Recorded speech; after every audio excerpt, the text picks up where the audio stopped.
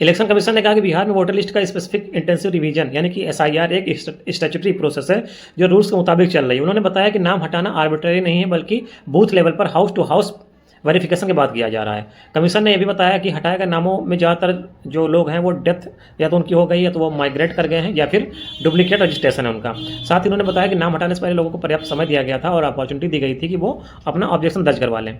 तो supreme court ने कहा कि सिर्फ ये बताना पर्याप्त नहीं है कि रूल के मुताबिक काम हुआ है बल्कि ट्रांसपेरेंसी भी जरूरी है। कोर्ट ने कहा कि अगर सब कुछ स्टैट्यूटरी तरीके से हुआ है तो हटाए गए सभी लोगों की जो नाम की लिस्ट है उनके एपिक नंबर के साथ में डिलीशन के स्पेसिफिक रीजन पब्लिक डोमेन में क्यों नहीं डाले आपने। कोर्ट ने कहा कि इलेक्शन कमीशन की प्रोसेस में विजिबल ट्रांसपेरेंसी उतनी ही जरूरी है जितनी कि एक्चुअल ट्रांसपेरेंसी। सुप्रीम कोर्ट ने सवाल पूछे, क्या हटाए गए नाम का रीजन बूथ वाइज और एपिक नंबर के साथ में वेबसाइट पर अवेलेबल है? क्या इस लिस्ट को पब्लिक तक पहुंचने के लिए ऑफलाइन मीडियम यानी कि जैसे न्यूज़पेपर हुआ, रेडियो हुआ, पंचायत नोटिस बोर्ड हुआ, इन सब का इस्तेमाल हुआ है? जिन लोगों के नाम हटाए गए हैं क्या उन्हें क्लियरली रीजन बताया गया है? क्या आधार कार्ड को वैलिड आइडेंटिटी मानकर नाम वापस जोड़े जा सकते हैं? इलेक्शन कमीशन ने इन सवालों के जवाब दिए और बोला कि अभी पूरी तरह से लिस्ट पब्लिक डोमेन में एपिक नंबर के साथ में अवेलेबल नहीं है, लेकिन कहा कि वो इसे जल्दी तैयार कर देंगे। कमीशन ने यह भी कहा कि इन्फॉर्मेशन मुख्य रूप से ऑफलाइन दी गई है और न्यूज़पेपर या पंचायत नोटिस बोर्ड पर अभी इस बड़े पैमाने पर पब्लिकेशन नहीं हुआ है। कमीशन ने माना कि हर व्यक्ति को इंडिविजुअली रीजन नहीं बताया गया बल्कि जनरल नोटिस दिया गया था।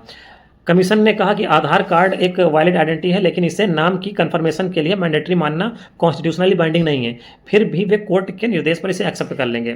तो फिर सुप्रीम कोर्ट ने कहा कि वोटर लिस्ट में बदलाव सिर्फ लीगल प्रोसेस का मामला नहीं है बल्कि यह एक सिटीजन के फंडामेंटल राइट से डायरेक्टली जुड़ा हुआ है। इसलिए नाम हटाने के बाद रीजन और पूरी इन्फॉर्मेशन हर सिटीजन को आसानी से अवेलेबल होनी चाहिए। कोर्ट ने इलेक्शन कमीशन को आदेश दिया कि 65 लाख हटाए गए नामों की लिस्ट एपिक नंबर और डिलीशन रीजन के साथ में डिस्ट्रिक्ट इलेक्शन ऑफिसर की वेबसाइट पर डाली जाए।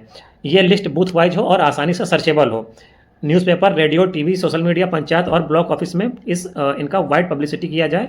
जिनके नाम हटे हैं वे आधार कार्ड की कॉपी लेकर नाम वापस जुड़वाने का अधिकार रखें।